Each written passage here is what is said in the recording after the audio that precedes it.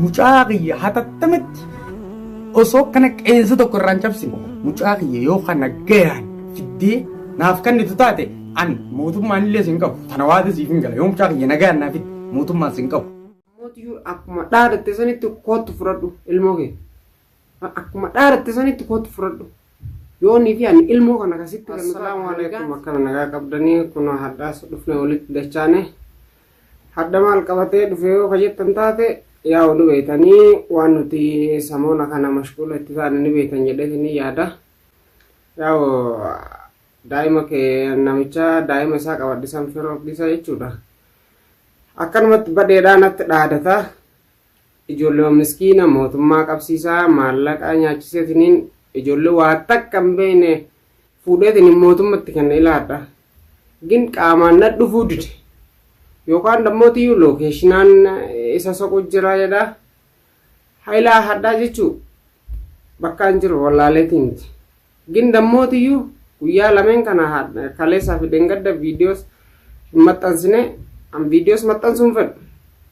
Gin ogguu inni viidiyoo maxxansu anis numaan maxxansaaf. Kaleessa viidiyoo inni kaleessa maxxanses argitan ijoollee miskiina waa takka hin beekne akkanatti qabeetiin mootummatti kennu. Maaliif akka inni mootummatti kennu dammoo san isatiyyuu beekuu hin dandeenyaan. Gin waan nama kennaaf yaadu ta'e namni kun osoo kan dhugaan nama yaadu ta'e ilmoo isaa tana jala deema malee miskiina badhe hin qabsiisu. Ilmoo isaa tana jala deema. Osoo ilmoon isaatu maal keessa akka jirtu hin beekne ijoollee miskiina badheedha. Mootummaa maallaqa itti kenne yaa mootummaa biyya kanaa namni beeytan. Kan beeknes dhaga'uun mala. Maallaqa waa xiqqashoo guutti kennan lubbuu nama baasa uummanni biyya kanaa. Ijoollee waa takka hin beekne ilmoo isaa dhiiseetiniin ka ilmoon isaa eegee isa bira deeme torbaaniif deema guyyaa jaamoo torba kan ilmoo isaa dhiisee ijoollee miskiina mootummaa maallaqa itti kenneetiin miskiina mana hidhaatti ficcisiisa. Maaliif akka inni akkana dalagu dammootiyyuu hin beekne. Osoo dhugaan kanamaa yaadu ta'e osoo dhugaan kanama kenna yaadu ta'e ilmoo isaa kana jala deemmatee ilmoo isaa kana fudhata. Maaliif dhufuu dhabe badii ofii balleesse waan beekuuf yaa'u nuti isintu hin beekne malee nuti biyya takka keessa jira. Amala biyya kana anis ni beeka innis ni beeka. Badii ofii balleesse waan beekuuf na dhiiseetiniin ilmoo isaa dhiisee osoo dhugaan ka'ani balleessu taate osoo ka'ani dhugaan balleessu taate ilmoo isaa kana fudhachuudhaaf ana soqu.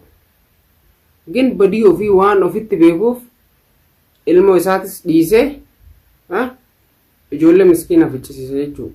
Maaliif akka inni akkana dalagu dammoo ani hin beekne rabbiin tokkichaa beeku. Isin dammootiyyuu gisee viidiyoo isaa laaltan homa inni dhugaan akkana dalaguu isinitti fakkaachuun mala. Homa inni dhugaan namaaf yaadeetiniin ijoollee uummata inni mootummaadhaan maallaqa kafaleetiniin qabsiisu kana homa badii inni jedhu san badii san isaan dalagan isinitti fakkaachuun mala. Gin ijoolleen bilisa. Anaa kana namoonni tokko koomentii ogguu naa keettan badii qabdaa inni uummata akka hin balleessine mucaa isaa maaliif qabattee mucaa isaa daa'ima deebisii jettan. Osoo dhugaan ani ka badii dalageetiniin kalaxaan mucaa isaa ka qabu taate dhufeetiniin mucaa isaa barbaadu. Gin badii ofii waan ofitti beekuuf daa'ima isaa dhiisee ijoollee miskiina ficcisiisa. Mee kanarratti yaada qabdan koomentii jala naa kaa'a. Yaadame isinis namni kun osoo dhugaan karaa haqaa gubbaa ka deemu taate ilmoo isaan dhiisattanii isin yaaddanii. Ammootiyyuu viidiyoo kallee maxxanse takka ilmoo kiyya yoo fidde fidi yoo fiduu baatte dammootiyyuu walitti dhufnaa naan jette. Arguun mala atis viidiyoo kana akkuma anis takataattalu atis viidiyoo ani maxxansu ni takataataltaansa takataattaluun noolta. Ilmoo kana yoo fiduu baatte siin ajjeesiisaa jette. Mee ilmuma kana anuu hin fiduuti dhugama yoonii fi nama taateeti yoonii fi nama yaadu taate nama biraa dhiisiti ilmoo kee kana yaaditi hottu ilmoo kee kana fudhadhu.